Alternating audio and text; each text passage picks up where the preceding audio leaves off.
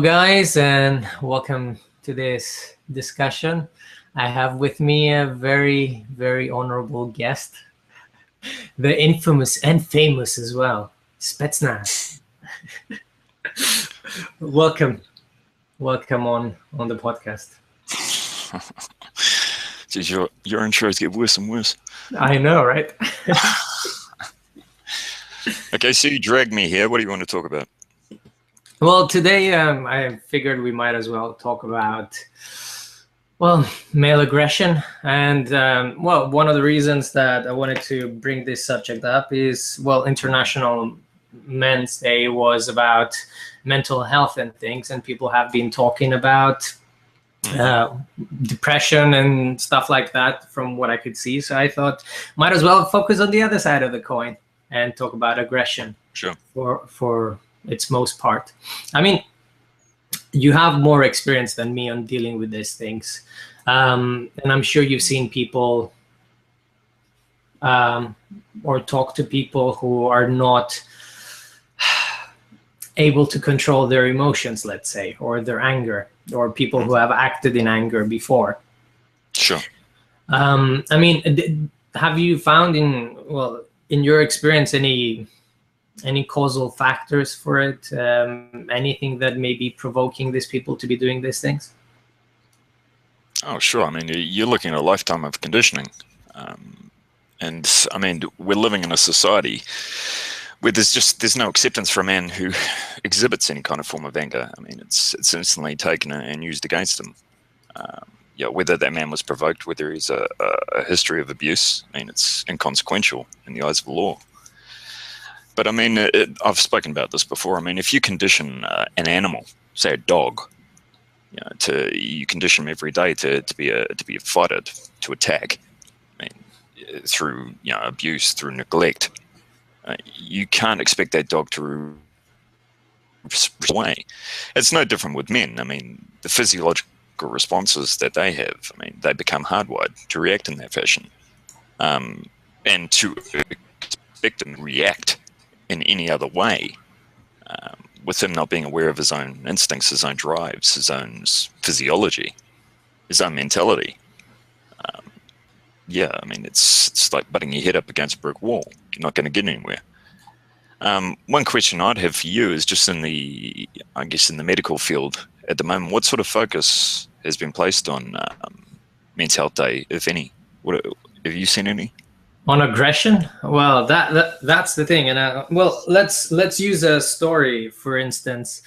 I mean, aggression, for its most part, it's not really seen as a symptom, right? They don't really think about it in those terms. They'll talk about anxiety, and it's a part of the fear and flight, whereas the fight and flight response. That's how they see it. It's just the opposite side of the coin. And I remember this one time when, during my psychiatric rotation, I was seeing this guy, and this guy was a veteran.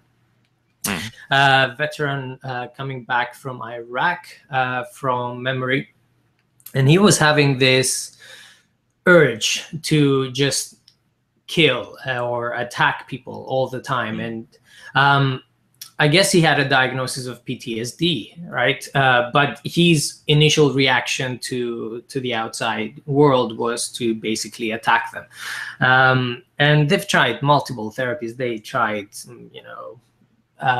just talking therapy. They tried some CBT. They tried medications, antidepressants that they use for this kind of things. I think they go with sertraline as the first line here, but nothing was really doing anything. So what was the solution for a person like that? They would use risperidone. So risperidone is an antipsychotic for anyone listening, just to dump down the responses for that man. And it seemed to be that no one ever took the time to investigate or understand what's happening with that person. I mean, it's as you say, the conditioning is such, and you live in an environment where you feel threatened all the time. You come back and you're ready to fight. You're ready to fight, and the environment doesn't match up your conditioning, and suddenly suddenly you're facing trouble, facing problems, whereas your reactions may have been appropriate for a different place, let's say, they're no longer appropriate for this place here. And no one takes the time to just guide these people and, you know, try to calm them down. We rehabilitate dogs, like you said, all the fucking time.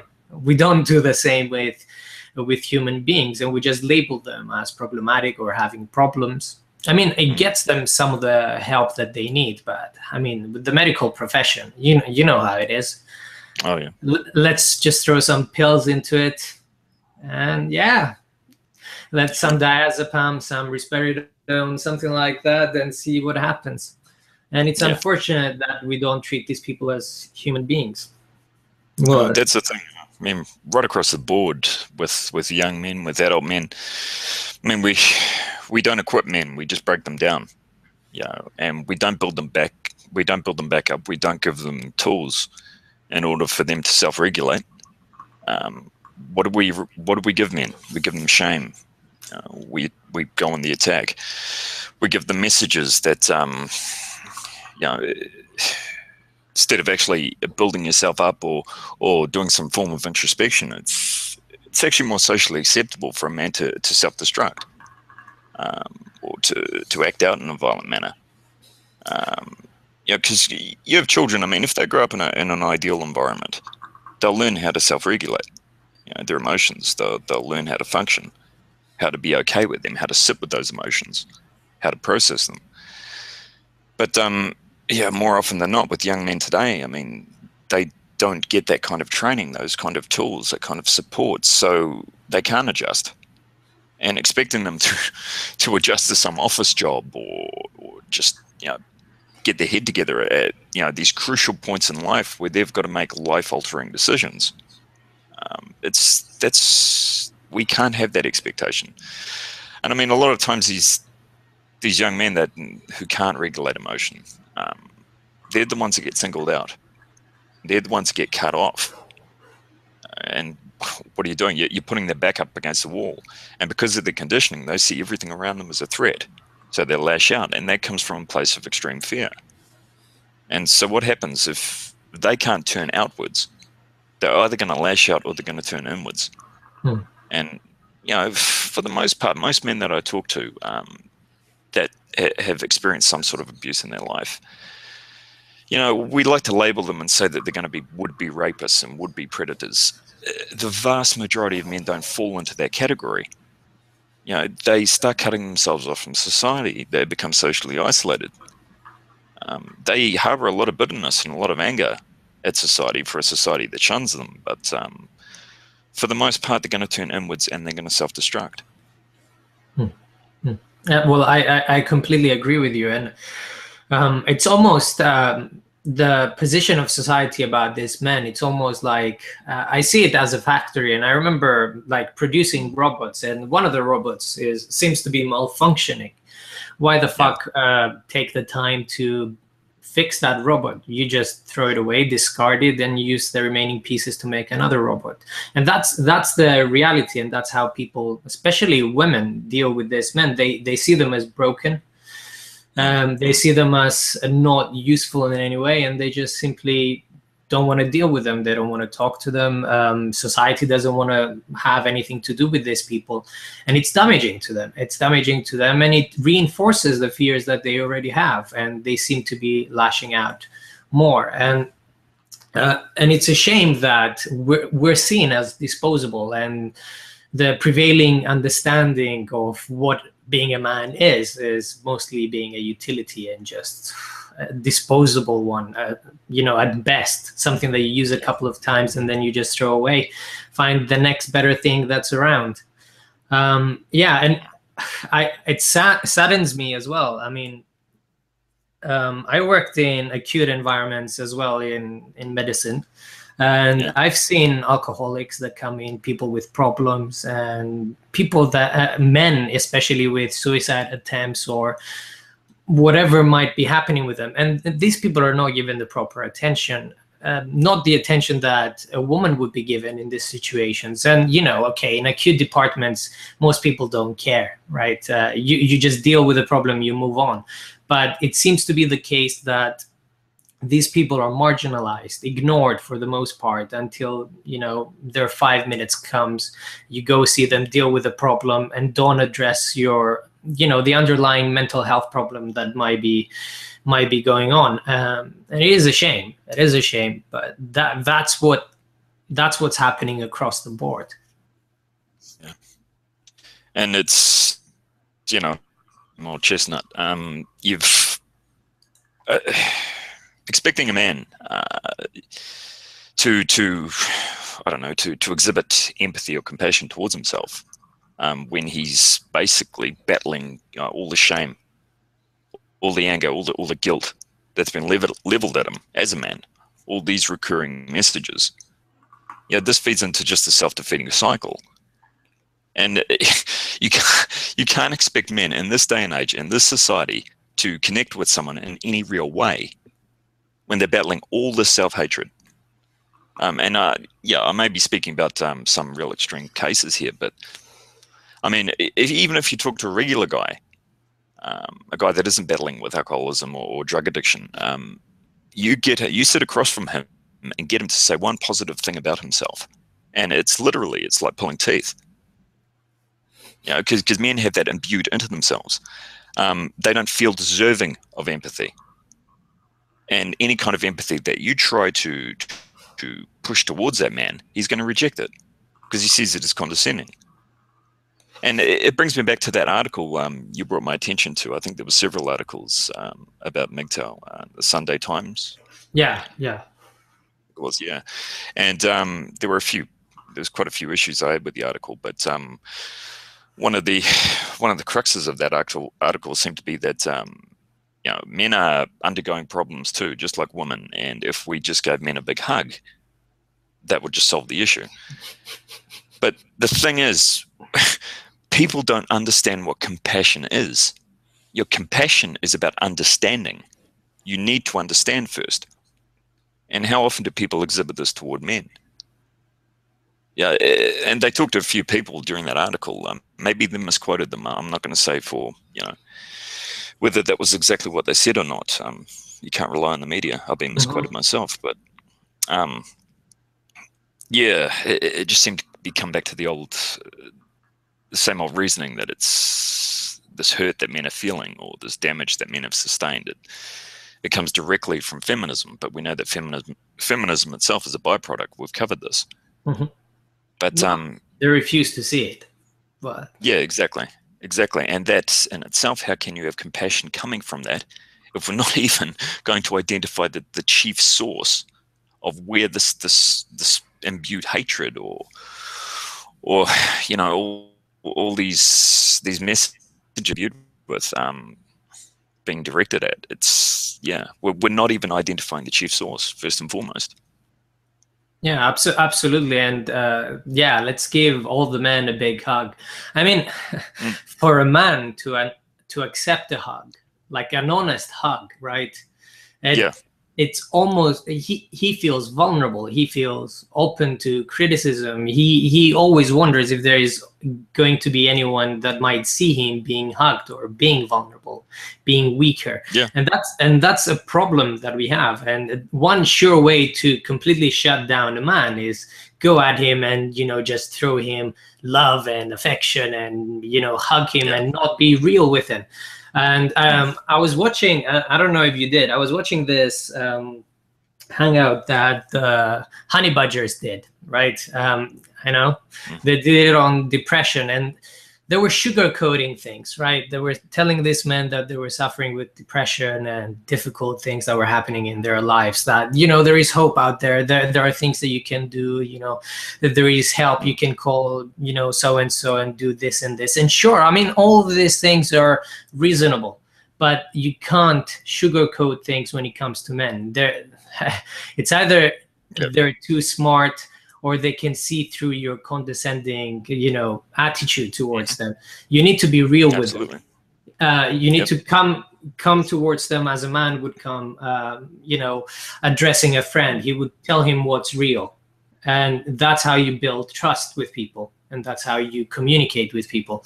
And I think that, well, that goes against every model they have, right? in medicine, in psychotherapy, whatever there is so far, that goes against every fucking model. But that's how you interact with men. If you want them to open up, if you want them to actually tell you what's real and what's happening with them, very few men will open up, which to me tells me, you see so many men coming to mental health services. Imagine how many are in need and just don't show up. We're grossly underestimating the problem that exists in society right now. And that problem is only becoming profound if you look at the suicide statistics that are just climbing up for these men. Oh, yeah, absolutely.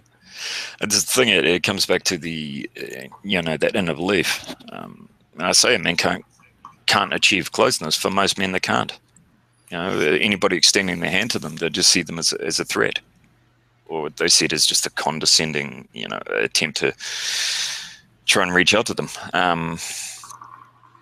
But I mean, you get a guy like that. I mean, even if he goes into a relationship with a female, he doesn't see himself worthy of her affection. So that in itself, he doesn't feel worthy of. So what does he do? He tries his best to self-sabotage that relationship, just like he does with every other friendship. He'll strike back, or he'll supplicate. Whenever he feels that he is essentially under, or his identity, or how he perceives his identity, this fabricated identity that's been forced onto him through all these, gender stereotypes, if he feels it's under threat, then he's going to lash out. So it's, you're walking into a minefield. You can't just tell a man to go out there and get his head on straight and join a knitting group, or, play a sport, and it's going to come right. I mean, there's a song, a group, there's a New Zealand group called Crowded House, and they wrote a song called You Always Take the Weather With You. And one of the guys in that group, I think he was suffering from addiction, but he committed suicide. And what that song meant was that wherever you go, you carry that darkness with you. Yeah. That's at least how I read into it. So we've got to go to the causal roots, the actual core issues. But we've never extended our hands to men in that regard. We're too scared to. Absolutely. How many times have you gone into like a group setting or what have you and have that kind of conversation? It's just superficial, surface level. Or if it gets to a man, actually exposing his vulnerability, people walk on eggshells and they'll ostracize him. They will push him away.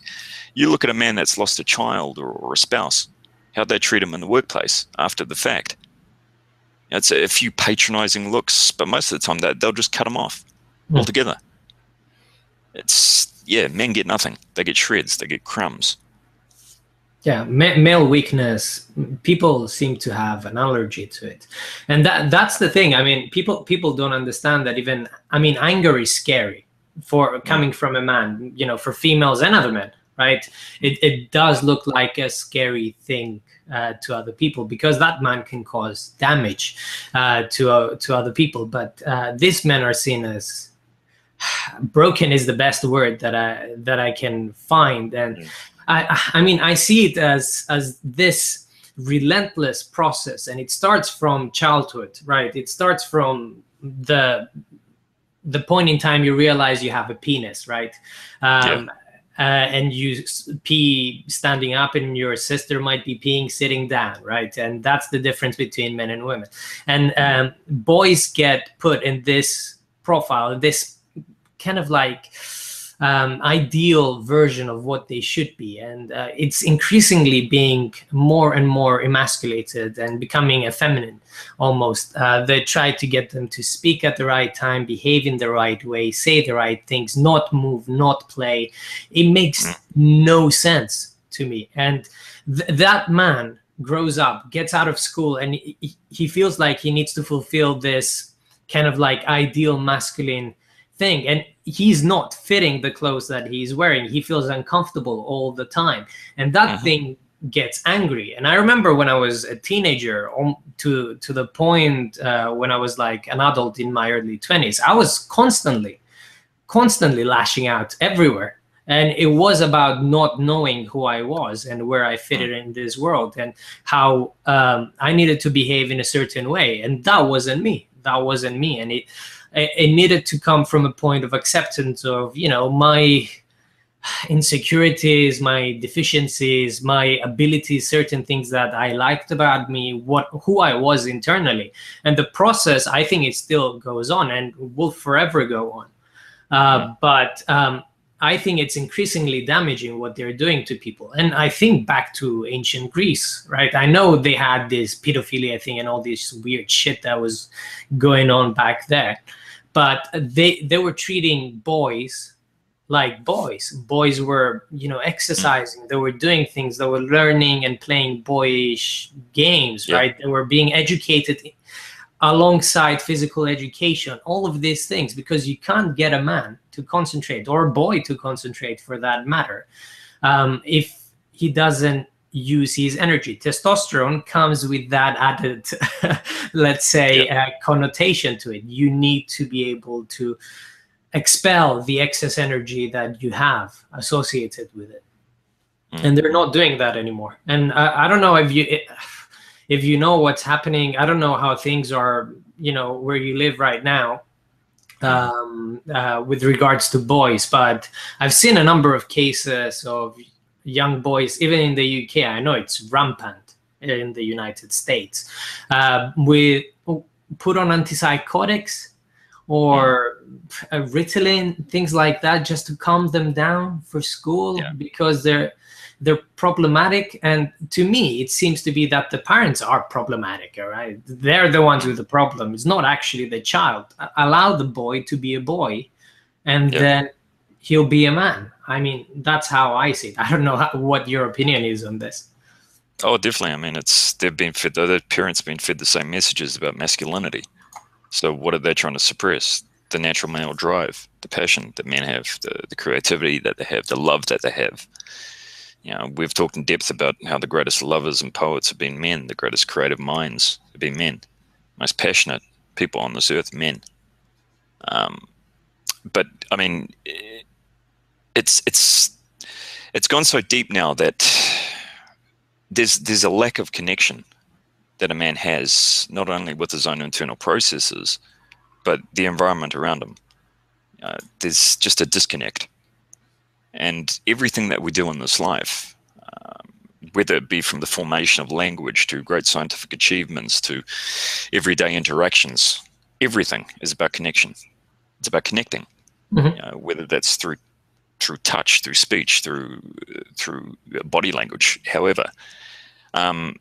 When we're talking about the basis, the crux of what violence is, it's about connection. I'm going to hit you, I'm going to hurt you, so you can experience what I feel in this moment where I feel vulnerable. That's why I'm striking out. I'm communicating that to you. So it's the same animal. And I mean, all of it drives back to that basic primal instinct. The man wants to protect himself. So if he's living in that mindset, in this minefield of just aggression, how can anyone get close to him? So his entire physiology, his brain, his mind, everything gets hardwired to condition. It gets conditioned to just respond with rage, with violence. And this is what happens every single time. Every single time a man faces a perceived slight, someone looks sideways at him, or somebody rejects him, or he feels he experiences some indignity which may be conjured in his own mind out of nowhere. He's facing just that echo chamber, all those lifetime messages of beliefs and conditioning just playing out in that moment. Now, we've never taken the first step to even address that with men. I've done a bit in group work, but that's a rarity. I have yet to see any other avenues in society where that is being addressed so openly and directly. It's an absolute shame, I find, that. And the only place it is being addressed is actually in a prison environment. Oh, come on, it's a little late. Yeah, it's a shame. It's when that outward violence, that it's almost you want to hurt yourself, or you are being scared all the time, and then it needs to cause you personal problems, or it needs to cause someone else massive problems, so that the system even remotely might address it. And it does so by punishing you, and it does so when you have a lot of guilt with you. And guilt is another problem all on its own that these people have to deal with all the time. And it's a matter of, I think the basis of anger, as you rightly said, is fear, right? No person gets angry without first being scared that he's either losing something or someone, or scared about his own well-being. And then his ability is either to turn that anger, that's what I see with men, and even men who are depressed, they're angry. That's what they are, and they're either angry at themselves or angry at something else. And how each person deals with it, it just varies. Some people turn violent. Some people might get depressed and turn into internal violence. Other people just drink all the time and punish themselves through it. And it's just a wide range of people trying to self-medicate, try to get themselves better, or try to numb the pain as much as they can.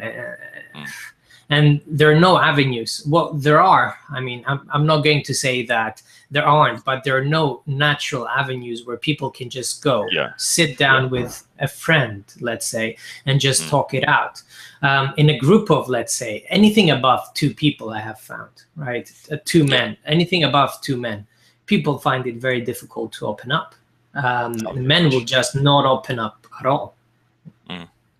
I was part of a few different men's groups. This was years ago, and these came highly recommended, of course. And at the time, I'd never sort of really participated in any sort of group work with men. And this was just me as a participant.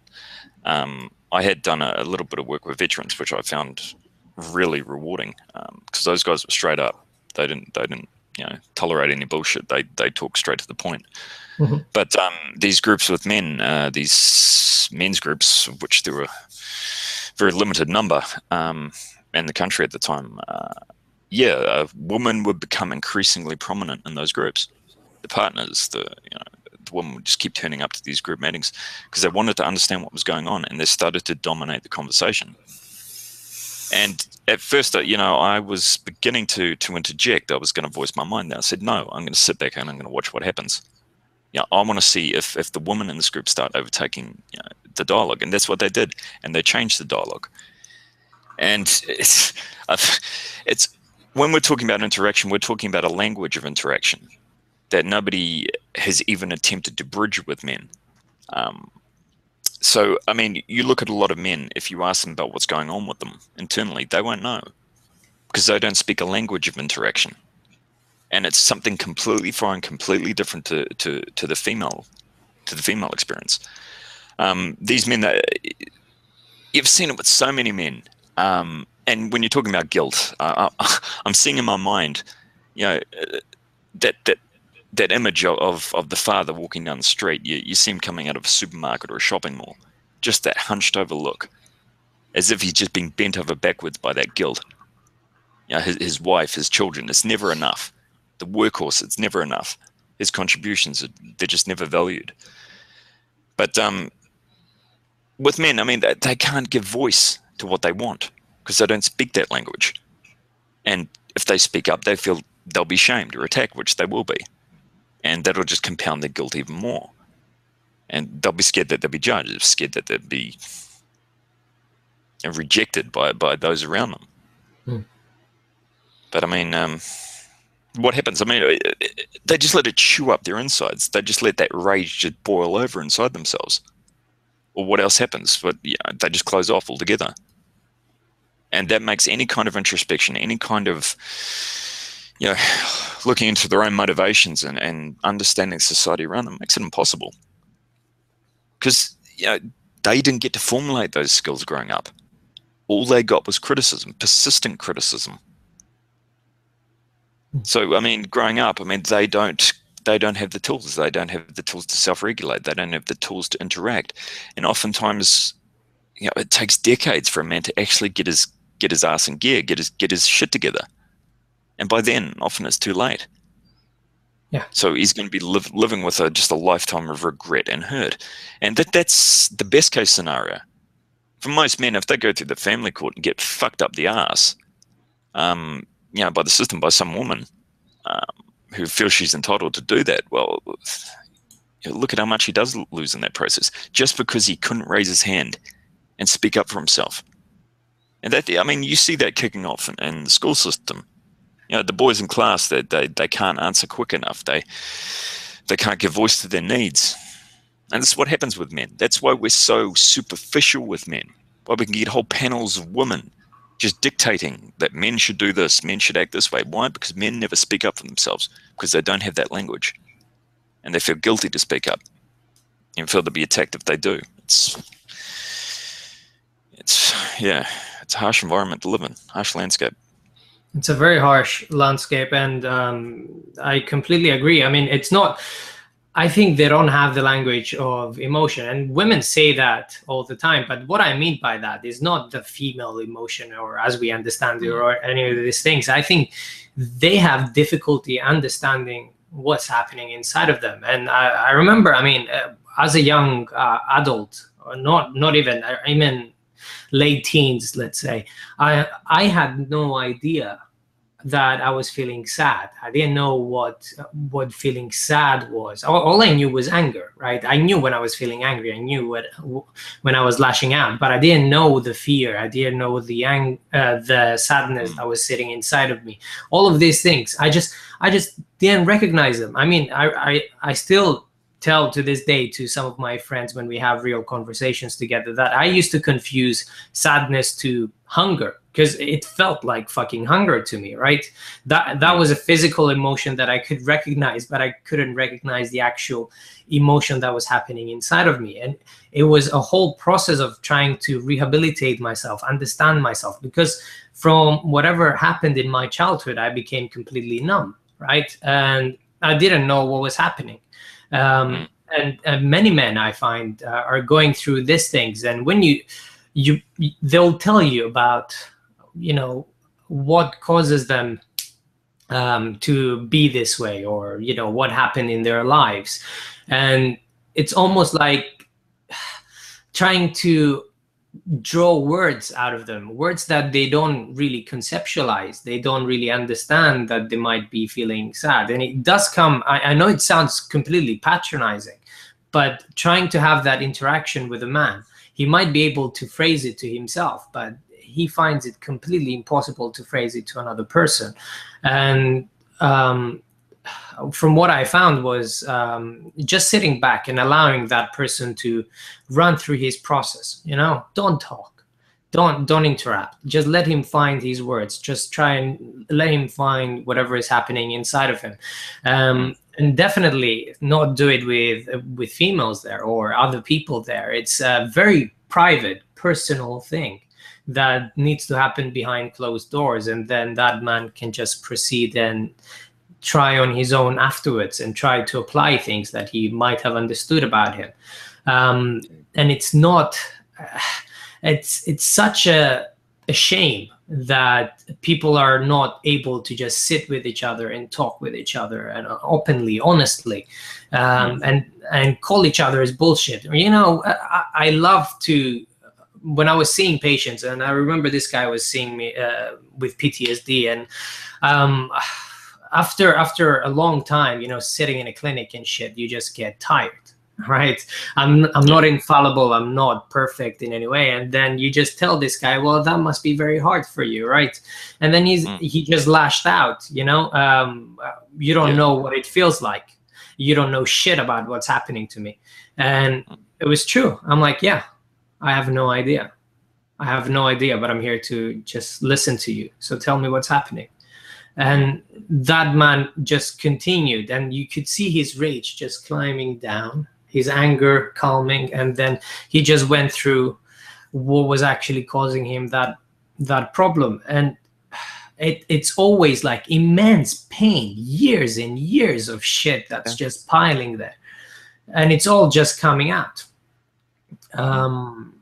And like you said, it's difficult to do so when there are females around, just because there is this stigma or this fear that you might be seen as weak. And we must understand that the majority of guys have that inside of them. I mean, even to this day, you don't want to appear weak to anyone, because weakness makes you a target, right? All men know this inherently. And that's why women say that men can walk in the streets and not feel fear, right? Which is complete bullshit. We feel fear, we just do it, like we mean it. Well, it's the thing. I'd counter that that argument. I would say men live in fear. It's if your environment is so hostile, if you're living in such a harsh landscape, then where is he going to retreat to? It's no different for a man than the young boy he once was. He's going to retreat inside himself. That's the one place where he can get control. But that's a need for control that's going to extend to every aspect of his life from here on in. So he's got to maintain control at all times. One of my favorite sayings, I've been in groups or just with other people, I say, fuck the argument. Fuck it. I mean, the argument doesn't matter. So you're trying to win an argument, but for what reason? How does it benefit you? You see a lot of people that cling on to that, and they dig their heels in, and it stops them from appreciating the other person's perspective, and it stops them from looking any deeper into their own processes, why they're experiencing what they're experiencing. But I mean, if you're looking at guys like that patient that you saw, I think you said he had PTSD, or you're suffering from. This guy also PTSD. We got loads of PTSD because of whatever was happening in Iraq and the UK's involvement. But it's no different to a young boy who's experienced sexual abuse. Your body, your physiology is going to try to find some way to counter that. So I mean, it's going to run on overdrive. Your system's constantly going to be just turning over like a furnace, and it's going to do everything it can to restore balance. And it's no different to a guy that's suffering from post-traumatic stress. If his system gets overrun, I mean, his nervous system, it's just going to get shot. His mind, his physiology, it's going to constantly be bracing itself for more trauma. So what's going to happen? The only logical thing that can happen, it's going to be a shutdown effect. So it's just a way of compensating. And a lot of that, when people self-harm, they disassociate. When people suffer from post-traumatic stress, they disassociate. So it's, these men today, whether they suffered abuse or men on the whole, I mean, they're numb on an emotional level. They have no introspection into their own processes. And when you're in that space, I mean, how can you actually see the dangers clearly? All the dangers around you, you can't.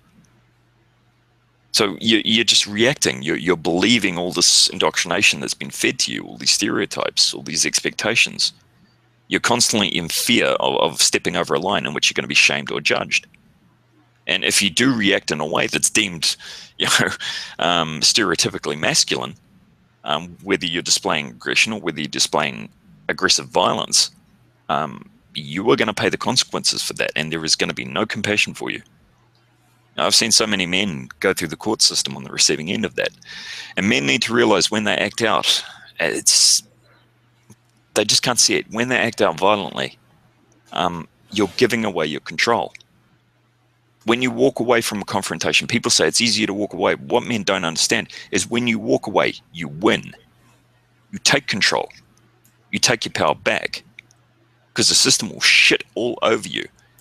If you're standing in the line and someone says something to you and your king hit him, that's it. Your life is fucked.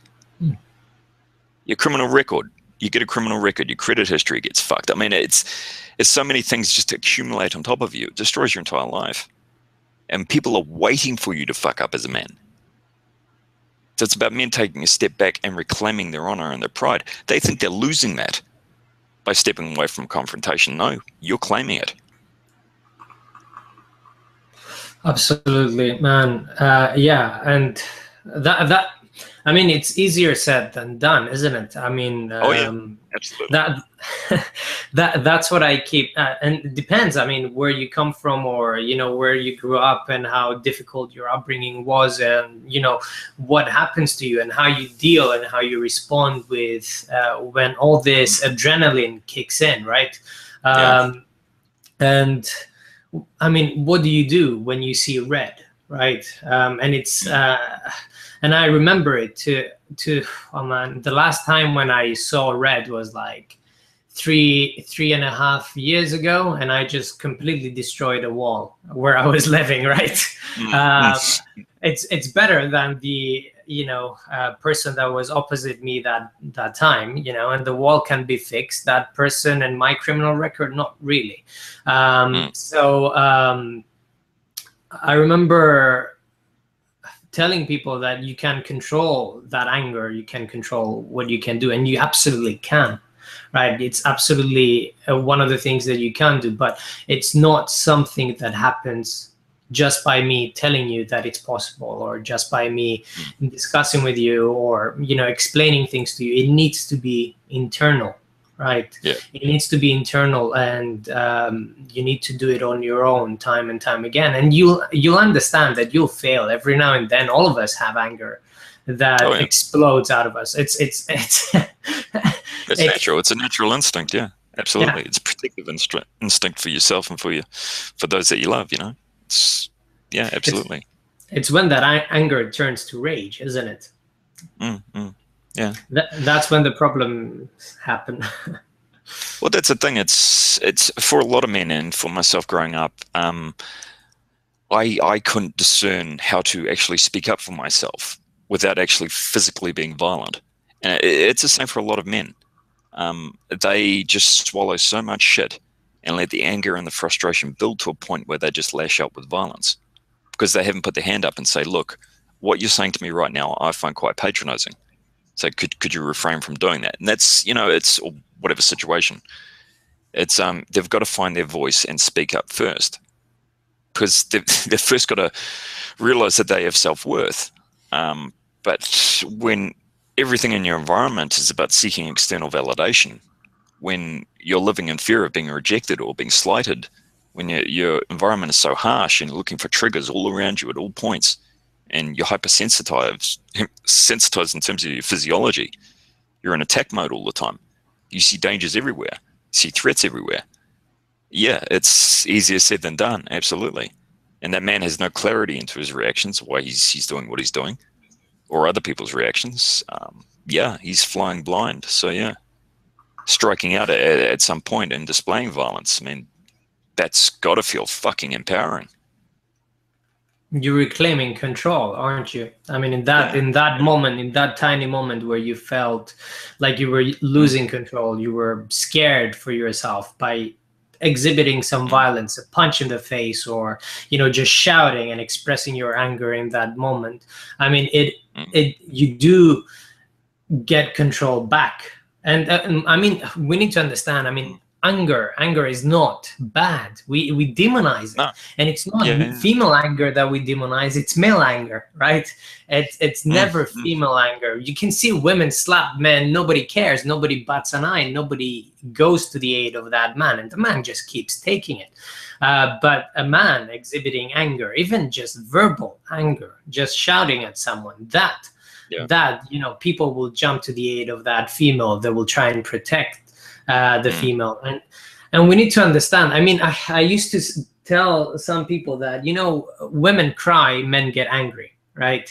When a woman gets cornered, she will start showing, the waterworks will just start showing up, and she will start moaning.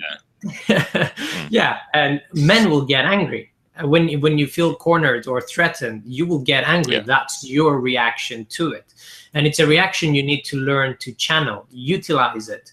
I mean, they've done research. I mean, your best decisions are taken when angry, right? But it depends how angry, right? How angry. You're extremely logical. You have extreme clarity in the situations of agitation. Your brain is working overdrive. But we see some men seem to be making the wrong decisions. And if we're being extremely logical, right, or extremely adapt to whatever is happening around us, we're extremely aware at that point in time, then why do we make the bad decisions? It's because we've been conditioned to make those bad decisions. Those bad decisions worked for us in the past. We reclaimed control. We reclaimed something that was valuable for us. Yeah, absolutely. It's the thing is, yeah, you're right. Men have been conditioned. I mean, been conditioned to live in denial. They deny their own emotions. They deny their own wants. They're essentially, they live to serve. So I mean, they're going through every phase of their life seeking validation, external validation. They have no sense of self. And I mean, you go down that line of reasoning. I mean, they're going to do everything they can to end up pushing people away.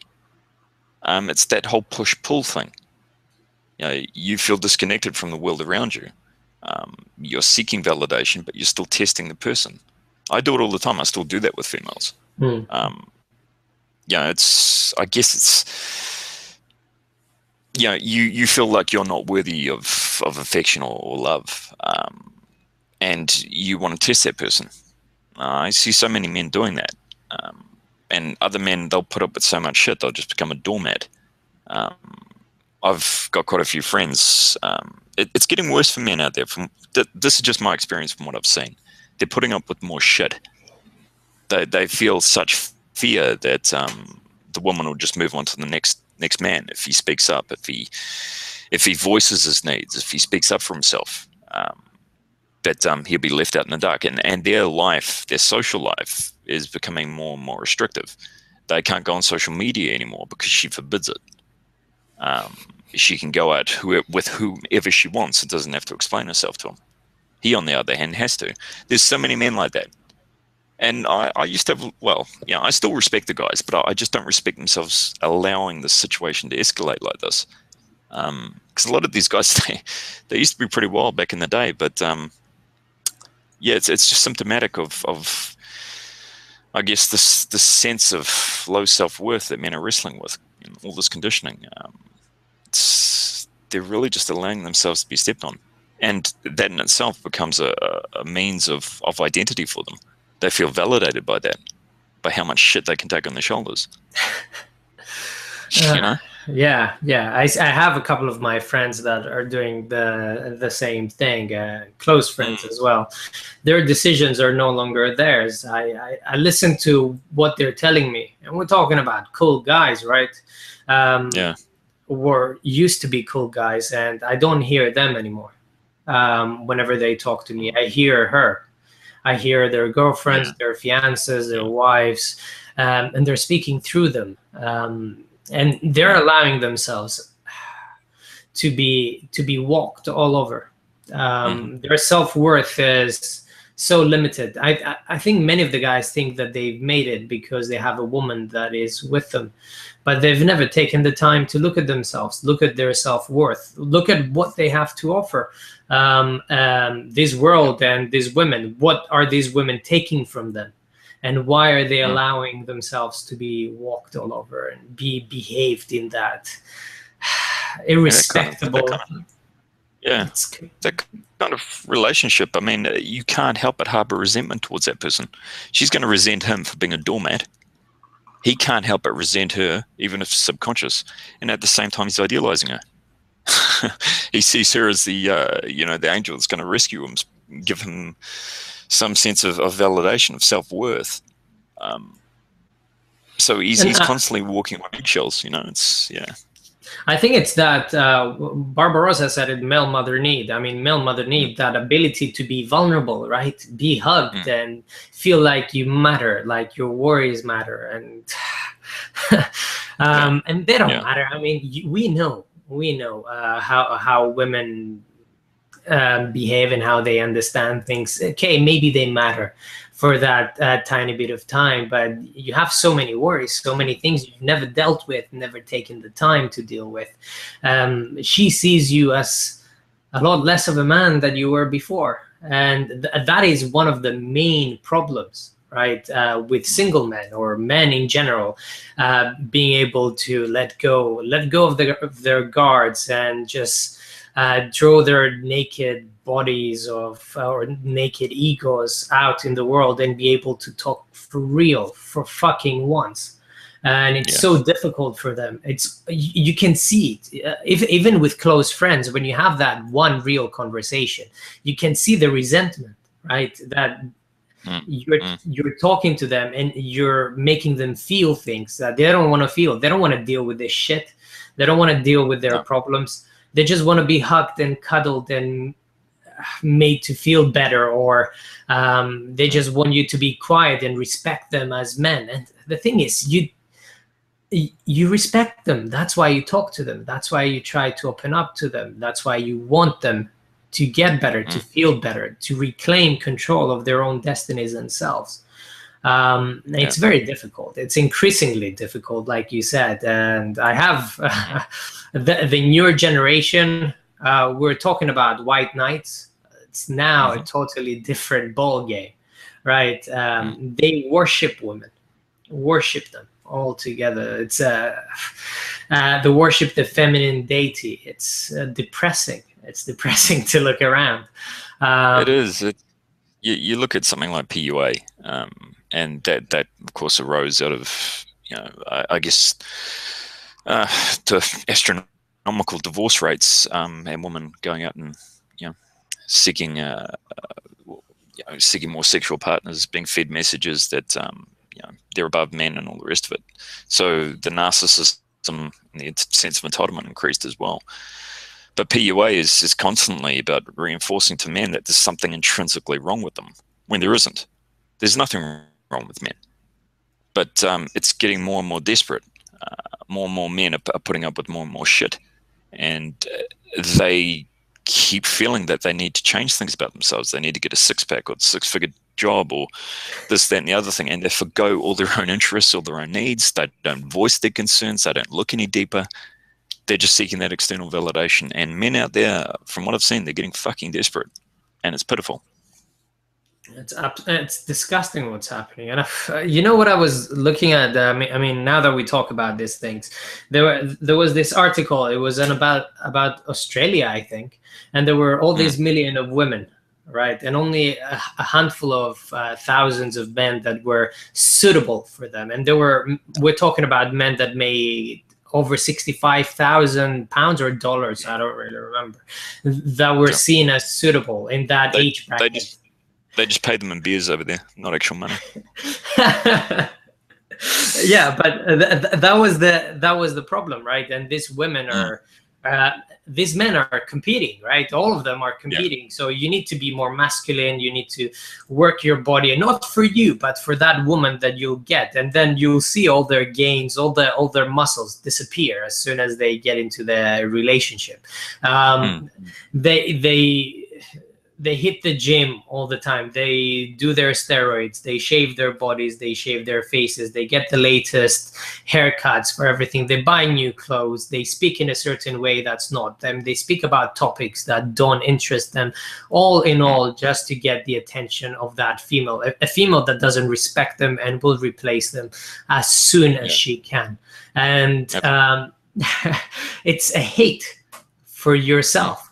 And the thing is, the reality is, men in the past, any man with a job was good enough. Any man with a job was good enough for these women. Their hypergamy is running wild. And that's the reality of things.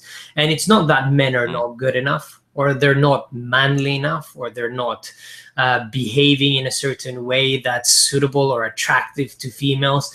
It's just that right now, the scales have upped to a brand new level. And you know what? Fuck the scales, right? Fuck their opinions, and don't measure yourself or your masculinity to any feminine or female standard. Just don't listen to these people when all they're doing is emasculating you and making you behave in a certain way, walk in a certain way, dress in a certain way. It's a prison. It's a prison when you look at it. And people have difficulty understanding that. Absolutely. And I've seen some of your videos just on the dating topic. And I love what you did, how you're trying to reinforce for men that, you know, their sense of self-worth is paramount. That's the crux of the issue is believe in yourself and follow your dreams and do what makes you happy. Absolutely. That's the best message that men need to hear. And what I'm seeing just in from guys that I know in everyday circles who wouldn't even spend 5 seconds looking at a MGTOW video, they wouldn't have a bar of it. But yeah, most people are like that. But yeah, they're coming to that realization as well. It's like, well, fuck it, you know, I'm going to do what I want to do. I've got guys that are friends that are going to university, back to university. They're just saying, fuck it, I'm going to focus on doing what I want to do. Or I'm going to go and work this job. I'm going to travel here and do this. And a lot of these guys, their girlfriends are just dropping them left, right, and center. And they're like, you know what? Fuck it. You know, to me that if I was going to blah, blah, blah, if I was going to do that, then I wouldn't be able to support her. So I don't need you in my life then. If I'm still the same person, aren't I? Yes, absolutely right. You've got self-value. She doesn't occur then. So, you know, guys are coming to that realization. But one of the things that I've really mourned growing up, you were talking about ancient Greeks before, how boys were raised. That's what we've missed out on. And even interacting with men, you know, on a day-to-day basis, because they're so absorbed with seeking that external validation and one-upping one another, we've missed out on that connection as men. You know, those wonderful conversations that you can have with men about, you know, so many different diverse subjects. You're starved of that as a man. Because what do you do when you go out with your mates? You go cruising for chicks, or you lose yourself in drinks, or, you know, you miss out on that vital connection. You mentioned Australia. Yeah, they've got those men's sheds. I don't know if you've read about them. What is it? It's, yeah, older men just coming together, just showing younger guys how to make things, how to, you know, teaching them skills, just on their own time. You know, they're not getting paid anything. It's just men coming together out of a need, you know, to show them how to do, you know, electrical engineering or auto mechanics or carpentry or what have you. It's just men spending time with one another, you know, just learning from one another. It's a brilliant way to connect, absolutely. isn't it? It's absolutely brilliant. Hands-on energy. You're concentrating on something else, and you can share. I actually, because I don't come from a Western part of the world. I mean, you know, but let's skip it out of the conversation for now. I came from a different part of the world, and I was privileged to that. My grandfather was doing that. When I was growing up and I was going to elementary school or any of this shit, my teachers were like, well, you know, he's a boy. He's going to break things. He's going to do things. He's going to fuck up things. That's what boys do. And I was actually allowed to be a boy, to express myself in that way. And, you know, no dream was too small. No dream, your wants, whatever you wanted, the world was your oyster, literally, right?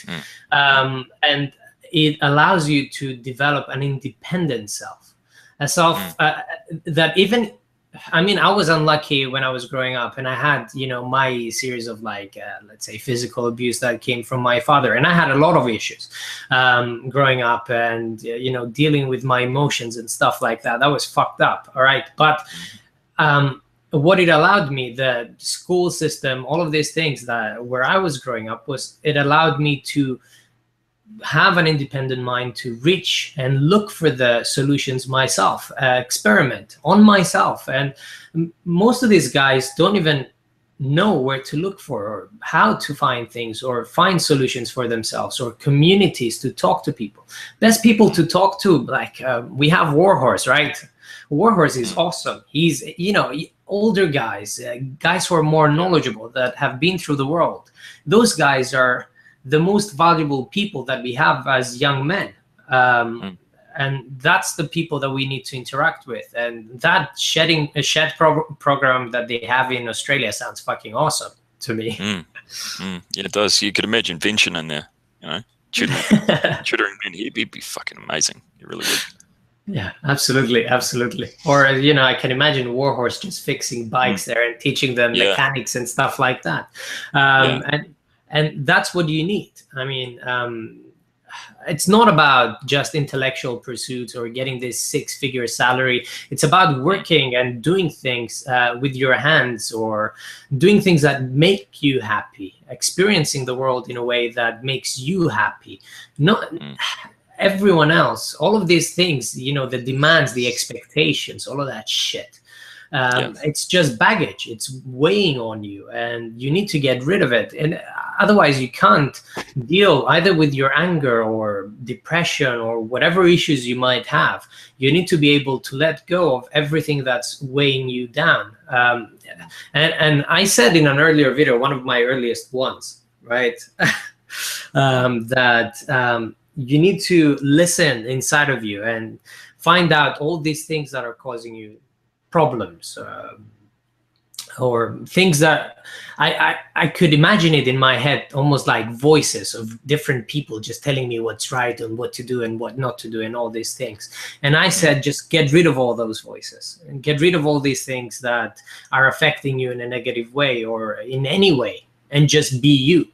Reinvent yourself and add pieces that are just your own. Now, I don't know how it is. I mean, that's how I I mentally imagine it, and that's how I dealt with it personally. But I don't know how other people might be able to do something similar for them. I know. I mean, like I say, a lot of men are coming to that realization that you have, because you take so much away from men, leave them with nothing. They're going to come to that conclusion, whether they want to or not. Coming kicking and screaming.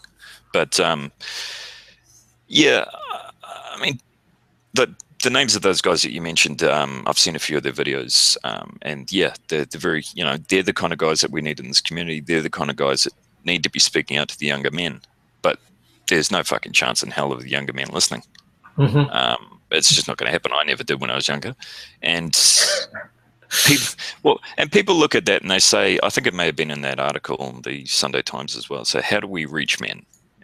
How do we get to them? And it's always this big fucking huge question everyone's scared to ask, and it's so impossible because you can't change anything. You can't change people's perceptions. Yes, you fucking can. I've done it. You look at something like you group work with men.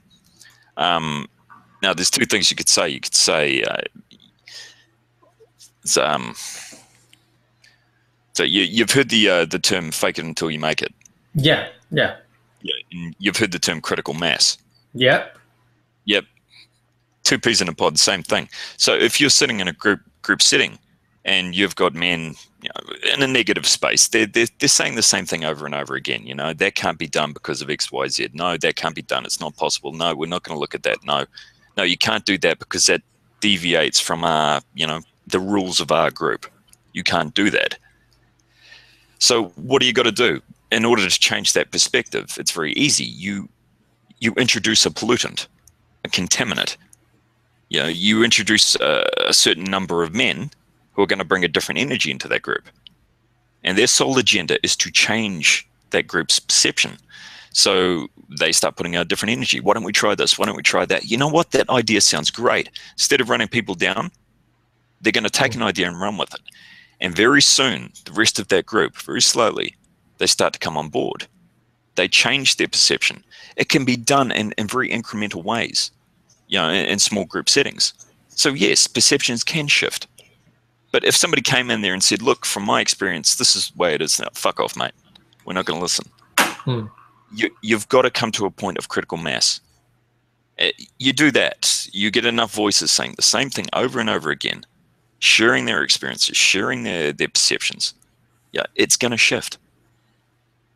So it's not impossible. We just look at the big question too often instead of looking at the little small things that we can do within our own social circle, within our work circle, within our family circle. And within MGTOW, right? I mean, it's the elephant in the room, right? Yeah. Oh, yeah. So within MGTOW, we get this men and they're lashing out. I mean, we termed it red pill rage. We called it whatever, right? But in a matter of speaking is, I see it as a lack of identity, a threatening of that man's existing identity. and these men are lashing out, and even when they're done with the anger, there are no avenues left for them. Our message seems to be, what do you call it, restricted. And in what we tell these men, we seem to be offering the truth and not much more. I mean, your work is a lot better in terms of that. Like, you give men options, you give them an ability to look within themselves, and the answers will come. And right, and we keep telling these people again and again that we don't hold the answers. You have the answers. You have the answers of where you want to go with your life. And it's a horrible message to keep hearing. They feel like we let them go, or we don't help them enough, or I don't know. I've heard all sorts of messages. You know, if you just read comments, and I try to avoid it. If you read comments a lot, it does come from that. It seems to be that it is a split in the identity of many of the men that we have in MGTOW. I mean, you've been around longer, right? You have more experience with these things. What do you think is like making all these men lash out or become hateful or, you know, destructive towards themselves? I mean, it comes back to the same root causes that, you know, men in society. It's you know, the online sphere is it has its benefits, but it also has a lot of disadvantages because it's so impersonal. And you get people digging their heels and they don't want to lose the argument.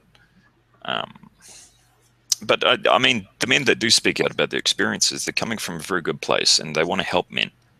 There's no disputing that. But yeah, there needs to be avenues of hope for men as well. Like I'll say today, I went somewhere today. I was talking to you about it, and I had an interaction with a woman, and I walked away from that interaction thinking, you know what, I feel really great about myself. You know, just, you know, it's odd to feel that because you prime yourself to think, you know what, I don't need a woman's validation. I don't need her acceptance. I don't need this, that, and the other fucking thing. Well, I walked away from that interaction feeling like $1 million. And, you know, we're all humans. We all have this desire for connection. And yeah, we're angry. I'm angry at a lot of things. Anger is your internal guide. It's key.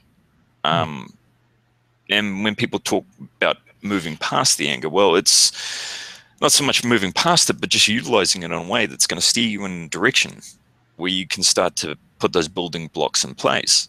I mean, this is all ABC. This is all straightforward knowledge that we all have. You know, I've said before, I'm not telling men anything that they don't already know. But, you know, there has to be truth. We have to speak truth to ourselves first and foremost. You know, that connection is important. That moving past anger, that's utilizing that anger, that's important. You know, there are certain things in life that we shouldn't be restricting ourselves of. And we shouldn't be putting out messages that we have to, I don't know, numb ourselves, or we have to exclude these interactions from our lives because somehow it's going to lead us down a path where it's going to hurt us. Well, if we've got, you know, that awareness, that situational awareness, that's the best we can do at this stage. Yes, the dangers are real. Yes, a lot of these dangers are outside our control, but what are we going to do? Close ourselves off even more? Look at the suicide rates. It's not going to help. Yeah, and I mean, I've been criticized, and you've been criticized on this point. Dark Knight he's on the chat, and he's been criticized for his opinions on this point as well. That I mean, I remember old chats that I did specifically with Dark Knight on this issue. And, we were talking about suicide. It was very early on, I think months and months ago. And we were saying that, I mean, my saving grace and his saving grace during that time was that he got angry, you know?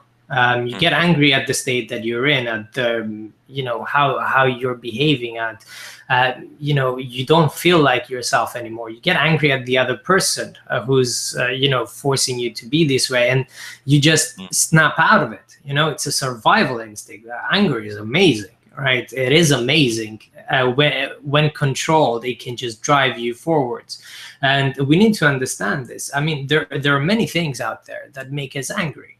All right, the divorce, the marriage laws, the divorce statistics, the suicide statistics, the school system, everything is fucked up, right? Everything, the whole society is misandric, and we keep seeing it again and again and again.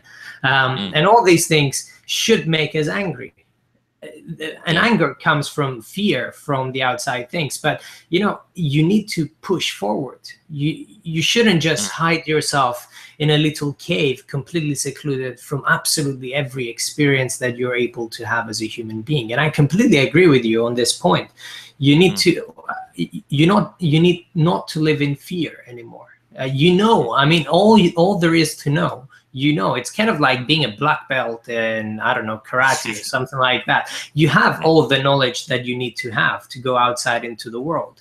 If you go in that dark avenue and there are people there, who are ready to hit you and cause you damage or steal you, and you see multiple people hiding away there, you're not going to walk there, even if you can beat them up, right?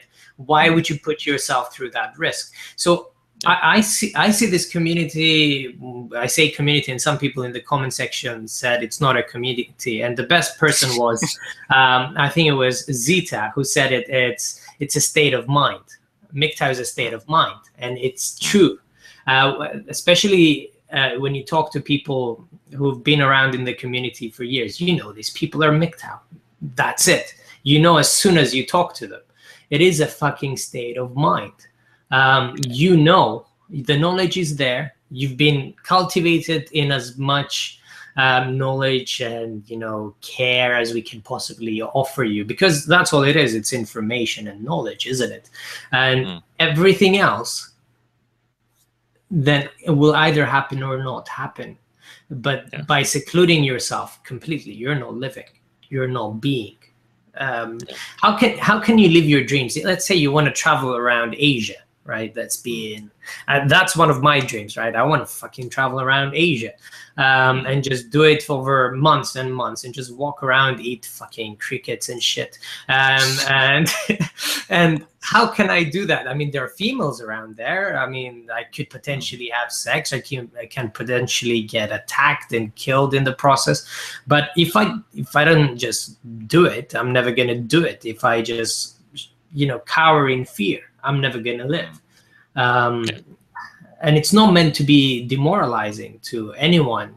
The things that we say, it's not meant to demoralize anyone, but it seems to have that effect at times. You have to agree on that. Oh yeah. And I mean, I've seen videos from older MGTOWs, and yourself as well, addressing men that have essentially closed off from experiences, closed off from society, that aren't pushing forward with any sort of dream or ambition, that sort of thing. But at the same time, it's perfectly understandable why they're in that space. They're looking at the harshness around them and thinking, well, fuck it. Why should I contribute to a society that is shitting all over me and shitting all over me? That's never respected me. It's never done a goddamn thing for me. So they harbor that level of resentment, and understandably so. So we can look at those men and point the stick and say, well, why aren't they getting their shit together and going on from there? But they don't see any use in that. And it was in that article as well. I think they made mention of that. But it's men coming to a point where they can understand their own self-worth. But yeah, it's like I say, critical mass is going to push in that direction. But I don't think there's any way of prompting that at this point. I mean, right now we're infamous in the UK, right? You do know it's not just the one article. It's been multiple articles in multiple newspapers. It's getting a bit depressing right now. I mean, and people have started to recognize what it means, even in the wider public. No, go ahead. No. Sorry, man. Sorry for interrupting. I'll talk about females for a bit. This is with a woman recently, just two colleagues, and associates, you know, sometimes you end up talking to them. You kind of. I can't hear you very properly. I don't know if it's you that's having a connection problem or me right now. Let me check this.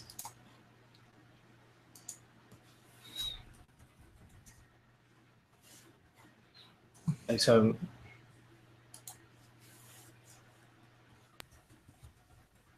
okay, talk a bit. I think I can hear you. Hello? Oh yeah, there we go. That's fine. No, okay. No, I was just going to talk about the woman that I know. Yeah, they're sensing that something is in the air. I mean, their experience of men in the dating pool is saying it's drastically shrunk, and it's not just their expectations of men, you know, earning over a certain quota or what have you. It's that there's a general feeling from them that men are disengaging, that weren't as passionate, or, you know, their libidos aren't. I don't know. It's, yeah, their experience is that it's men are distancing themselves, even though if they can't identify why. And of course, that just slips into more shaming and them attributing, you know, different stereotypes or cliches to men. But yeah, it's women are picking up on it as well. It's not just men. So Yeah. there is a shift occurring. Well, yeah, and I was expecting that. I mean, the more men are realizing what's happening out there, the more they disengage, and the more shaming language they use to get them back. You know, a tactic that worked in the past. The more they disengage even more, because I mean, what's in it for them? And that's the question that many women are unable to answer. I mean, family that can be taken away from you is not really a family. And that's the thing. There is not really a lot in it for them. Not many guys want to have families anymore. And realities that are just going to keep getting worse. As the suicide rates continue to climb up. And the whole system needs to be restructured. And it needs to be restructured because we seem to be suffering. And I mean, by I mean men in general. And not everyone will have the opportunity to reach a tiny space on YouTube whereby he can find your videos or Barbarossa's videos, and, you know, they can wake up to these realities that are happening around them. I mean, we get accused for many things. But I think MGTOW gives people a second chance in life and living the life that they want to live. Absolutely. It's like a second birth. It really is. It certainly was for me. That was my experience. But yeah, I mean, there's a lot of male disconnection going on at the moment. It's rife. And it's patronizing that they're now trying to change tactics. You can see that with those articles. Now they want to extend the olive branch. Well, fuck you. Shove your olive branch. I don't fucking want it. You know, you're going to come to me now. You're going to extend your hand, and you want what? You want forgiveness? You want me to work with you? No, fuck you. You know, that's not the way it works. I want you to fucking understand me. If you can't do that, piss off. And, you know, if you're going to start trying to understand my perspective and my experience, cool, great, good for you. Doesn't mean I'm coming to the table. You know, it may happen, it may not. But yeah, there were a few men in those articles that, and what they said, that it's men have been hurt. Men have said, look, no, it's a rational realization. There's no getting around it. We've done the cost-benefit analysis. It doesn't stack up. We don't want to be party to your fucking world. Fuck you. We're going to make our own. You know, that's men going their own way. They're charting their own course, carving their own path. What about that? Don't you fucking understand? You know, it's interesting where it's going to head to, and I think what they're going to do, they're going to reach out to certain groups online or what have you, that are going to take a more politically correct approach, and they're going to label that as such. But that's just window dressing. That's not going to solve the real issue. You know what I did? I've done a research after those articles were released, and I'll come back to what you said, just so that we see where the general consensus of men is actually going. And I've stuck up AVFM, men's rights, anti-feminism, all of this shit against MGTOW. MGTOW is skyrocketing. High skies and skies above them, as in Google Trends, right?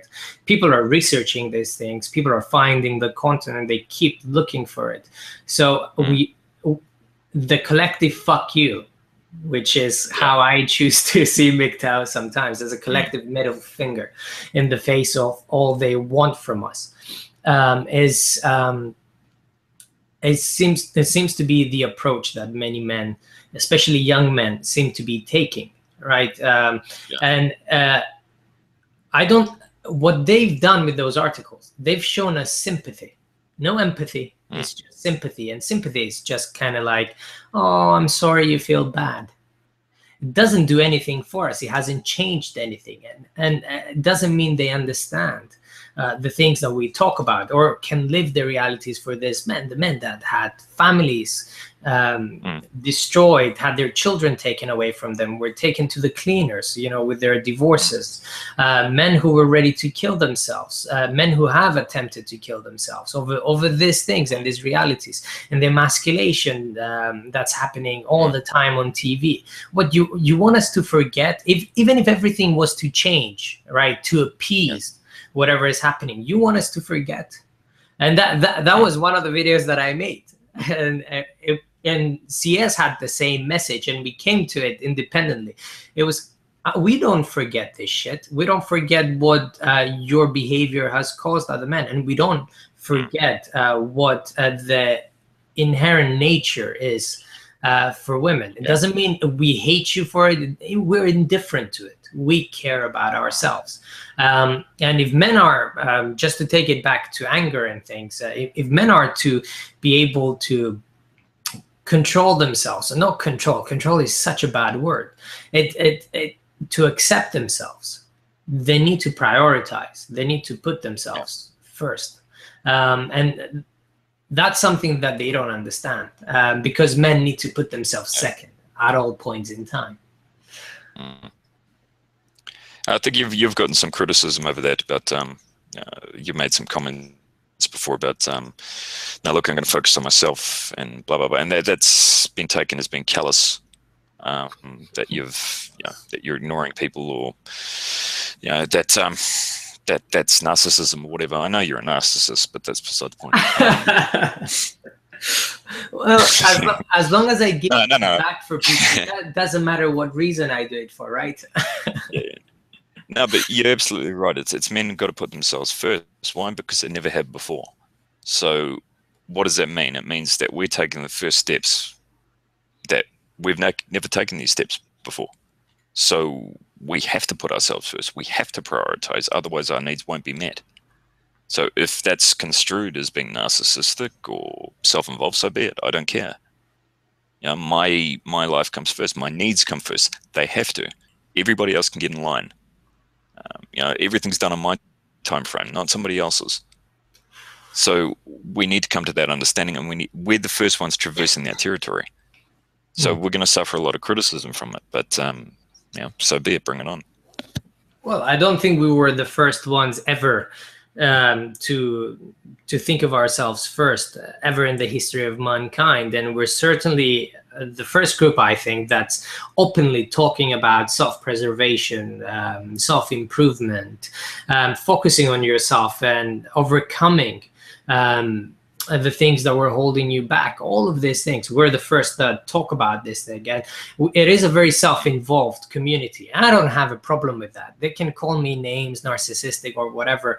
But the criticism came, from what? It's like, if things change, right? If things completely change, would you go back? No, fuck no, I'm not going back. I've seen what I've seen. Well, am I supposed to just forget? Do you think an entire apology from society in general is going to make me forget everything that happened? And that's the thing. We're treading territory right now for society in general, where men are waking up to these things that we talk about. And they're not going to forget. They're not going to unsee the things that they've seen before, and they're not going to forget the misandry, the hate, the behavior of women, all of these things, even if things were to drastically change. Sorry, I almost sneezed there. But it's interesting. You see, you can always go to the media. You can always rely on the media to see what the tides are changing.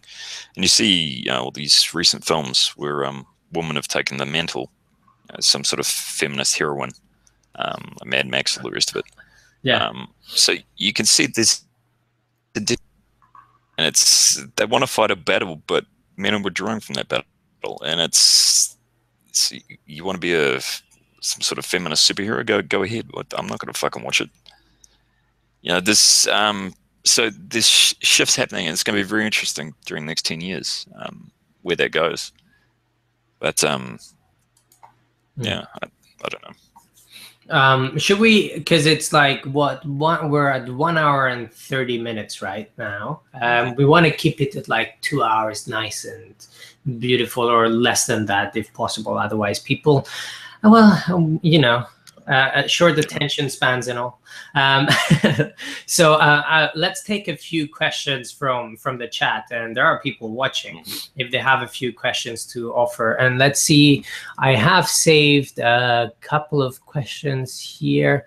It says here from Brian Perez, what are some healthy forms of expression for aggression? I mean, what I've always found in group work is, if you work together as a group on a task or a focus, I always used to hit the gym because, I'd walk into a group just because of my physique. I'd get instant respect. And that's a great way to build rapport. My job here is done. I've got your rapport. So, that was a way of getting my foot in the door, and I could get them in the gym working together. It's so many times, during those kind of tasks, of rituals that men have, that you wouldn't notice if you didn't know what you were looking for. But there's moments of interaction where it's men opening up to one another. They don't speak that language, but it's not that they don't speak the language. They've never been allowed to speak it. But it's them. It's a journey of discovery in those group settings when they're doing tasks for the first time. And these are guys from horrendous backgrounds who've never actually worked with men, in unison like that. And you can see it's just that they're beaming with pride. Then they go back into the prison environment, it's all lost and goes to shit. But or they go back into the community and fall into the same social circles. But in those moments, it's just a revelation. So I think men need to be very active in whatever they're doing if they're wanting to interact with other males. And that's why I talk about building up a network of support. It's vital. So many men are disconnected in this day and age. They feel just like they have no self-worth. And I know because they send me messages all the time. And these are men messages that feel confident writing messages or leaving comments on videos because they feel they'll be attacked. Can be a lot of disagreement. Not all expert trolls like you are, but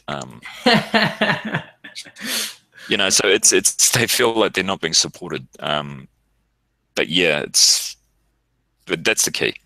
You've got to build up a network of support with men, even if they don't share all your beliefs. You can't expect them to. Our beliefs are very radical, and we're far down the continuum. Remember where you were when you first started off. First watched Barbarossa's videos. Fuck him. Who is this guy? That's the kind of reaction I had. But I was in a space where I was looking for answers. I was searching for those answers. But yeah, so we've got to be mindful of that. That if we're putting up that a lot of the guys coming on, if they hear those messages, they may go away, they may come back, they may not. But so we've got to be mindful of that as well. We've got duty of care to people. Yeah, we do, unfortunately. Let's see. There is something here. You take the next one. Oh, I take the next one. You take the next one. Shit. Okay. Carlos Rodriguez. There is a study that states men who maintain a strict adherence to masculine gender role norms react to gender relevant stress through aggressive behavior. What are your thoughts? I think we covered this when we were talking. It's not gender-specific norms, I think. It's not. It's when you take into account whatever people are think what being a man really is. When you have the testicles and the penis yourself, you know what being a man is and how it feels like. And people react negatively towards things when they feel like they need to fulfill some expectations for people. And I don't think we should be. We have no expectations. The only expectations that we have is from ourselves to ourselves, and that's what it should be like. I think, yeah, I mean, there is an element of truth if, although the way that it's phrased is not actually to my liking, let's say, but people who adhere to strict things, like I would presume it's, you know, being macho, behaving in a certain way, not showing weakness, not sharing emotions, being strong all the time, all of these things, yeah, they will negatively react if certain stresses were to appear, because that's their presumed reality. That's how they understand the world. So they will react negatively towards that. I mean, that's my understanding. Do you have any input?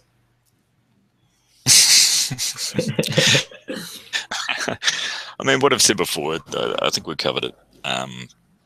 Yeah, it's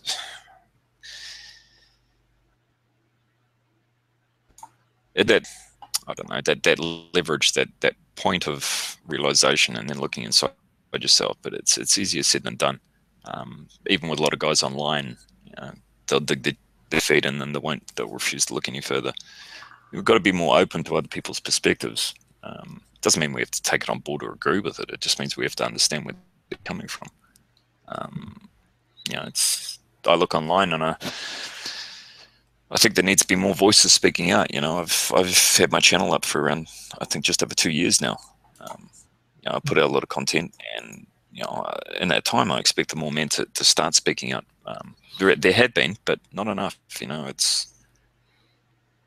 I'm not one to dictate or say there should be more or less, but you know, I was hoping more men would speak out more, maybe hold more, you know, these conferences or talks or whatever, or just reach out to one another. But I don't know if that's really happened or not.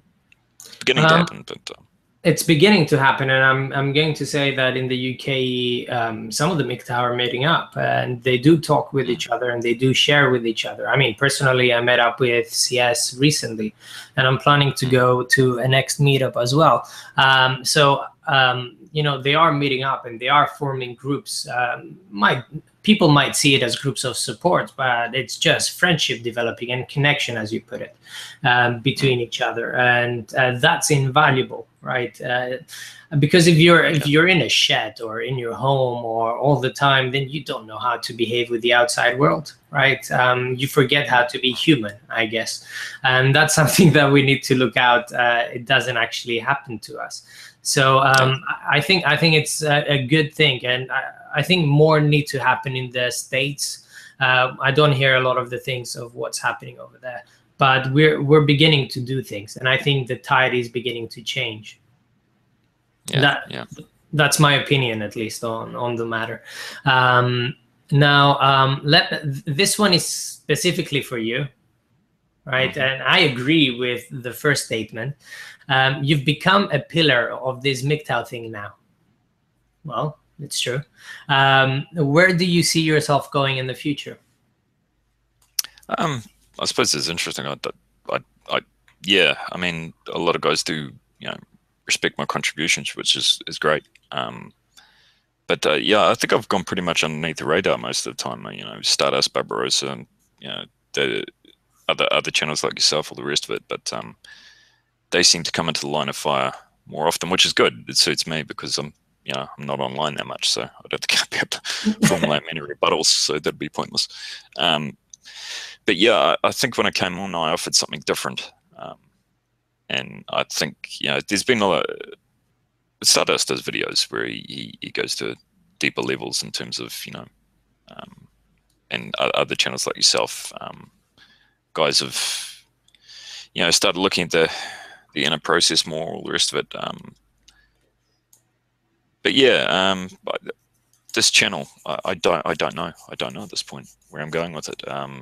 I guess at this point it's almost like I was when I first came online. You know, I was looking for inspiration. I was looking for And I found it with like Barbarossa and Stardust.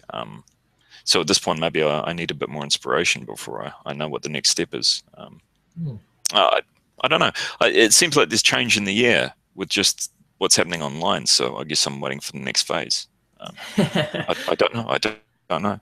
Summer was a horrible part, wasn't it? I mean, summer was horrible for for MGTOW. I got under attack every fucking video that I was making. Well, you know, it passed. It's getting better.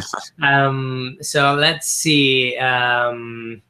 Let's see. Okay, so I'll answer this one for me just to give you a break. And this one is from Turkman.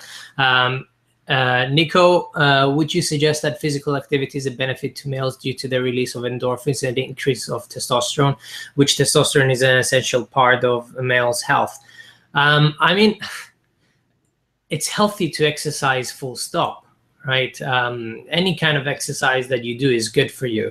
And the topic that we're discussing, I think exercise, martial arts, whatever you're doing, anything that you learn in order to express that energy, that urge that you have inside of you, is a beautiful way to do it. And if it's hitting the gym, or running, or climbing mountains, or learning a new martial art, or doing whatever, I think it's a healthy way of being a man, all right? And it's a healthy way to make sure that you have at least longevity, that you have your health, that your bones and structures do not suffer as much.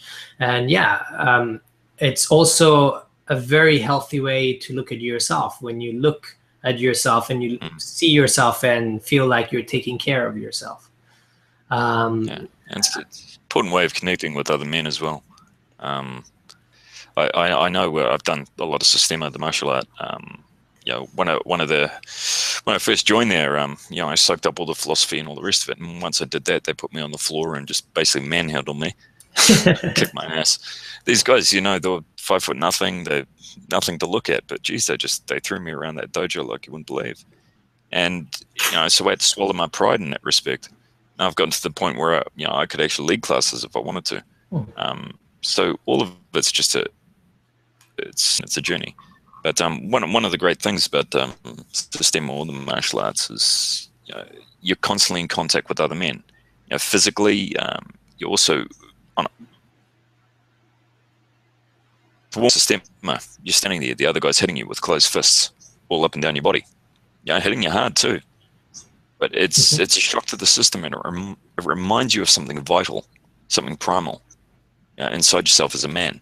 It's getting you in touch with yourself. While pushing all that other bullshit to one side, just so you can focus on that meditative state. It's a mind-body connection. We don't have enough of that as men, and that's something that physical exercise and physical contact with men can give you. Absolutely, and the sense of community, it's something to look forward to, isn't it? Just going there, seeing the guys beating each other up, it's nice. I know it sounds weird, and for people that have never done that, it's really nice. It's kind of very fulfilling. I strongly advise it for everyone, and even if you're feeling down and low or angry or whatever, there's always a place for you there, right? And you just feel alive again. And that's the whole point of it. I completely. I thought you would like that question. I thought you would. You would have. You would have something to say. It's so integral to being male, being physical. And so often it's been shunted to one side. Right. Whatever. It's been talked down. But no, it's intrinsically vital to being male. Having that physical connection, connecting with your environment as well. It's how many times do you run around with bare feet in the grass, actually feel the earth underneath your feet? We don't do it enough. It's contact with our environment, contact with those around us, contact with ourselves. It's important. Yeah, absolutely, completely important. It just centers you in that moment as well, which we never feel out doing our things, our regular routines. We need that every now and then. Let's see. there was people kept asking about healthy ways of dealing with aggression and stuff, repressing it or expressing it. I mean, I'm a strong advocate in expressing your aggression, expressing it before it becomes rage. Of course, and knowing. I mean, like you said, exercising is a brilliant way of expressing aggression, and like you understand your strength a lot more. You're a lot less willing to cause damage to people.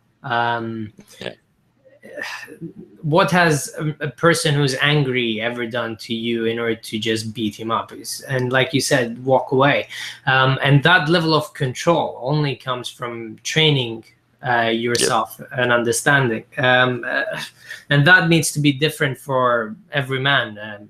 Maybe for some people is introspection. Maybe some people just need to expel all that energy. It varies. But every person who wants to do it can do it, and they can find their own way. And, there are many people that can offer input on that. Yeah. And it's something you've got to keep on top of all the time, because it's instinctual. If you let things just build up in your life, even a little bit, and you're not aware of it, and you're not processing that, somebody says something to you on a bar, automatic. It's just an instinct. And if you've got a background where you've experienced violence, it can come to a head very, very quickly. So it's something you've really got to stay on top of. Absolutely. And you need to, I mean, all of us make mistakes, Don't be so hard on yourself. So you might just be having a bad day, just try and reapply and redo, and things just fall in place eventually. We're fallible, and we're human beings in the end. The question is, and I think this is directed to you, or both of us, have you ever considered trying to get personal development into schools to try and circumvent issues for men later on? Yeah, I mean, like I say, the only boys that I've really worked with were ones that were juvenile offenders. And so much as getting that into the school system, good luck. I've had a lot of conversation with teachers over the year. They won't have a bar of it. It's the school system. We know what it is. It's no different to a college campus. It's a hotbed of misandry. It's an awful place for a young man to be brought up in. It's disgusting, and it's only gotten worse. The messages that men are fed, boys need to be ripped out of the school system and, I don't know, brought to some gladiator academy where they're taught not raising gladiators to fight lions or what have you, but you know what I mean. We've got to go back to basics. With the classroom 8 hours a day, pumping them up full of antidepressants or Ritalin or what have you, and expecting them to join in and this fucking these group curriculums that they have now, instead of taking away all this performance-based testing and replacing it with group work where you get marked down if you're not a conducive member of the group, if you're not all the rest of the shit. There's so much wrong with the school system. It was all overhauled in the 90s and it hasn't recovered. Yeah, you're absolutely right, man. I hate the school system. I hate the school system here, and it's incredibly patronizing to boys, incredibly patronizing, and it's hateful to it. It's completely misandric, like you said. Who was it? I mean, what's your opinion on, for example, straight shooter homeschools he's killed his kids in the States, and that seems to be an attitude that many people are taking on. When it comes to like education, if you can offer your children the education that they need, sure, right? And if you can do it at a home environment, even better. But I think what's lacking in that is the experience of the outside world. And I don't know how we can find a good balance for that. I thought about perhaps having, special sessions just for boys, and then, girls can have their own special little sessions. And boys can just sit together, maybe play a bit, talk a bit, and just get real for a bit. If it's not in elementary school, then you can have it later on in high school, or later on even in universities. And every single step of this process is stopped at its foundation, every proposal gets overturned. So I think men in general need to decide that, I'm just going to hang out with my mates. We're going to go out to this place. We're just going to play something or do something and just share. And it needs to be that kind of involvement that we need to do with each other. Because we're not women, we don't communicate like women, we don't certainly think like women. So it's about time to get in touch with that masculine side of us. Definitely. Yep. Let's see. Okay, and this is not really a question. It was someone who said, someone is asking me about his penis in the chat. If someone wants advice on some penile problem, please send me an email rather than me having to answer this question in live chat, guys. It's not Aaron Cleary, is it? No, he's not asking for my personal dick picture, but I have some of those lying around. Don't worry, it doesn't fill in the whole screen, so it's all right. I can send it to any screen. Fuck's sake. Why did you even read it out loud? What? You can't help yourself, can you? No, I can't. It's difficult. Let's see. There were some nice questions there that were happening. Oh, fuck. I'm missing them because the chat keeps going. There was, there's always this question about, you keep mentioning it actually, and you're one of the few, Mikta, that keeps mentioning it. That men are social creatures. Men need interaction. Men need to get in touch with people, get physical with people, and I made a video very, very early, and I thought it would be funny to name it like that. Touch your fellow man, it feels good, right? And I'm one of the few people that agrees with you when it comes to this.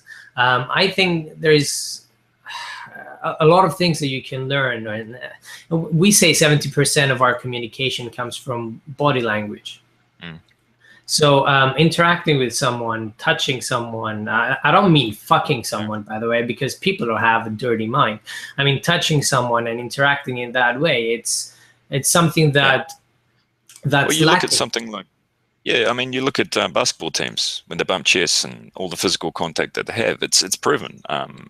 Look at the stats behind it. I mean, their performance improves the more physical contact they have with one another, the more they feel like a team, the closer they feel together, and the more they're going to strive to actually reach that goal.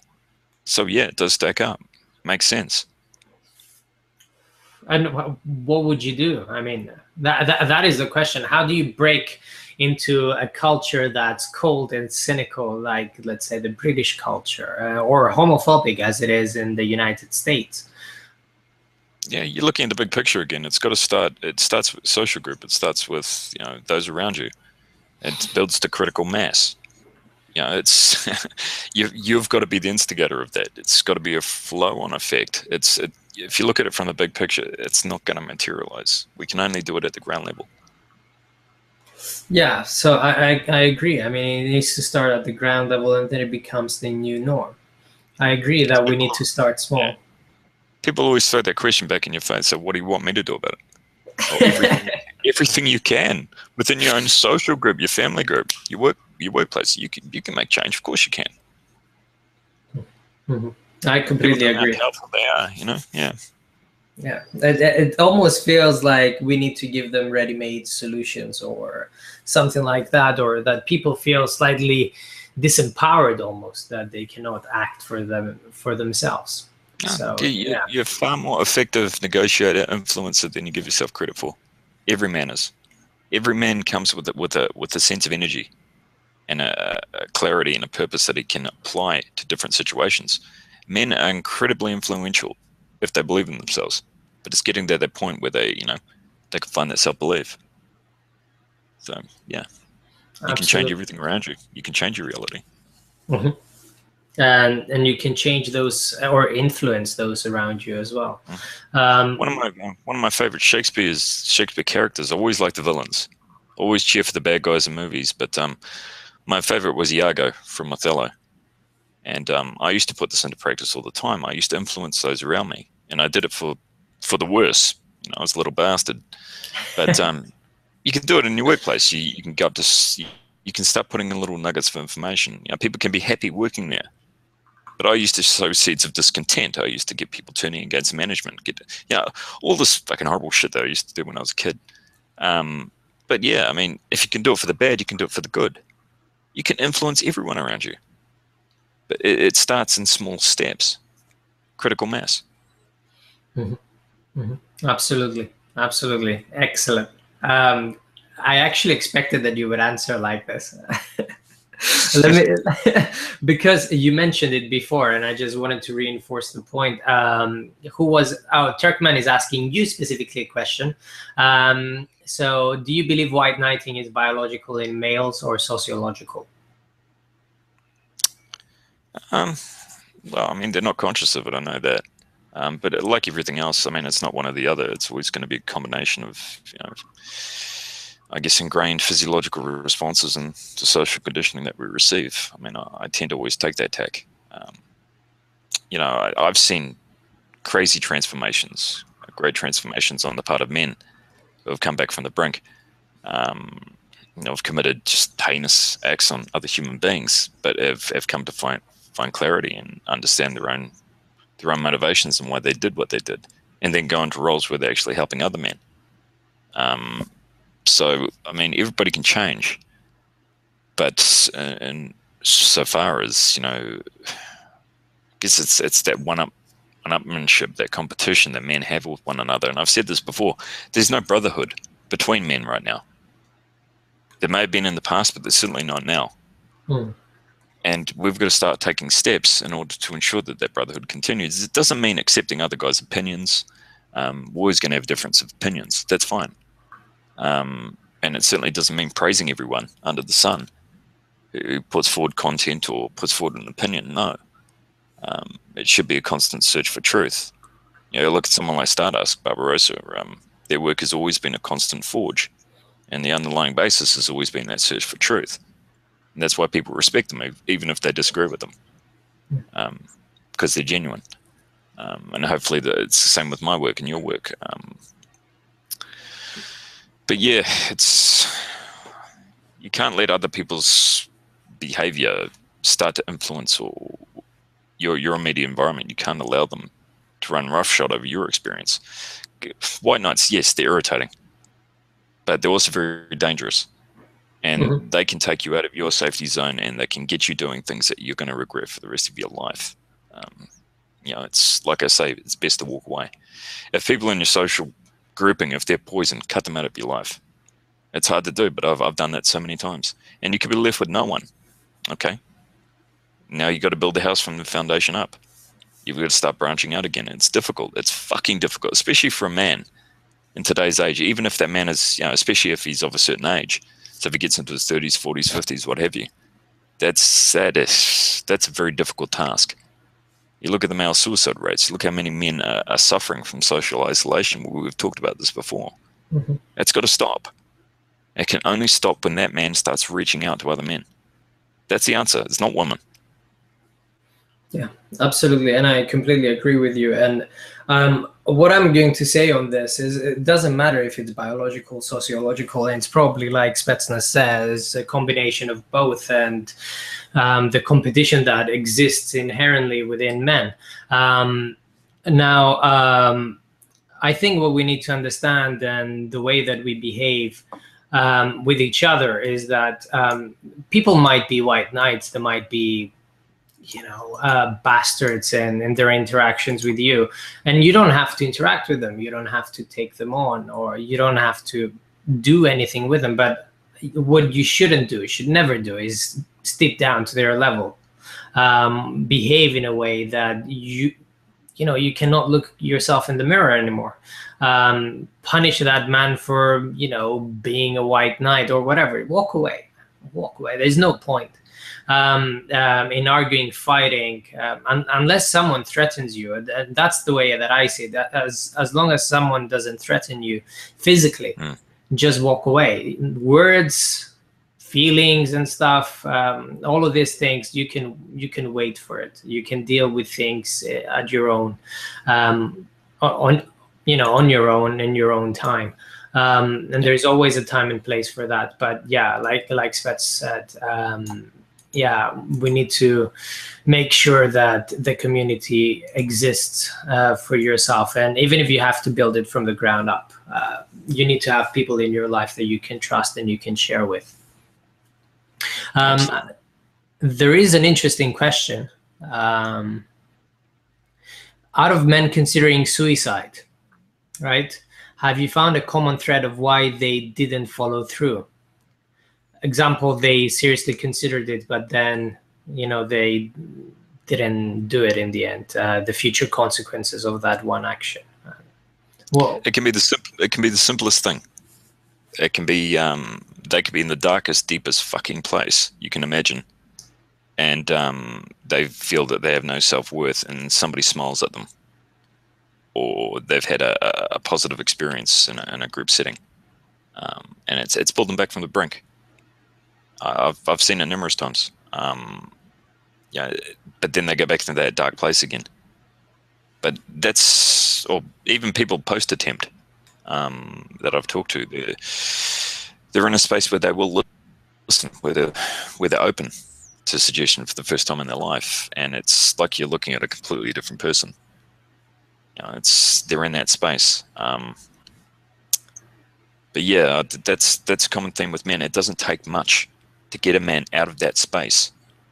It takes a hell of a lot to actually keep him in that positive space. Absolutely, I agree with that, because there's no building blocks in place. There's no tools of self-regulation. He can't self-regulate his emotions. He doesn't have those tools available. Yeah. But yeah, it can be the simplest thing, like you said, the picture that they look at, or person that calls them or whatever, right? And people who are in a vulnerable state, we can help them and we can reach out to them. But maintaining a state of content and happiness, or however you want to term it, that is a fight that person needs to do on their own, of course, with the support that exists around. But yeah, it is a lot more difficult.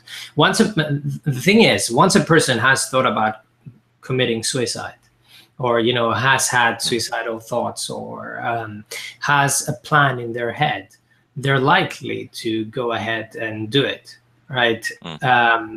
So something needs to snap them out of that mindset. As to what that is and how long you can keep doing that, I don't know. And do you want? No, sorry. Go for it. Oh no, I was just going to say that it's coming.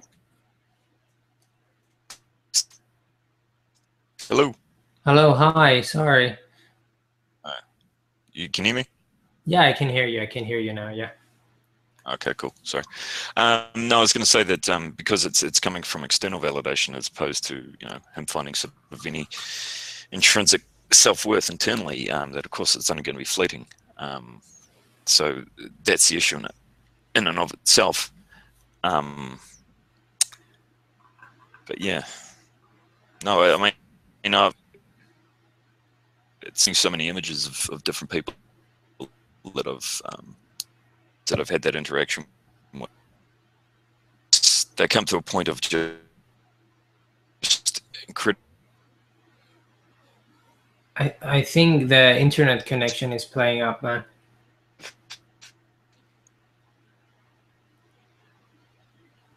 Are you here? Hello. Yeah. The internet connection keeps playing up. So I think we're gonna go dead in a bit, or something like that along those lines. Let me address one of the questions that was there, and someone asking, was the concept of brotherhood lost due to feministic influences, or did we lose it because life is just too easy in the West? I would love to blame feminists for this, but I think the brotherhood was lost initially because men stopped seeing value in seeing each other or sharing with each other. They thought we had transcended that part of our humanity, and only right now it's coming back. And feminists, of course, blocked every attempt in creating male spacers or allowing male spaces to exist. And as long as there is male will, we will be creating the male spaces for ourselves, as we're doing right now with Hangouts, with online communities and stuff. And we will transfer these male spaces into the real world. Whoever is is around, it doesn't matter. You can create your own male space, and it can be safe if you are along people that you trust and people that know you. Yeah. All right. Yep. I think we should wrap up because it's bang on 2 hours. Thank you very much for being here. Do you have any words for the fuckers that are listening to us?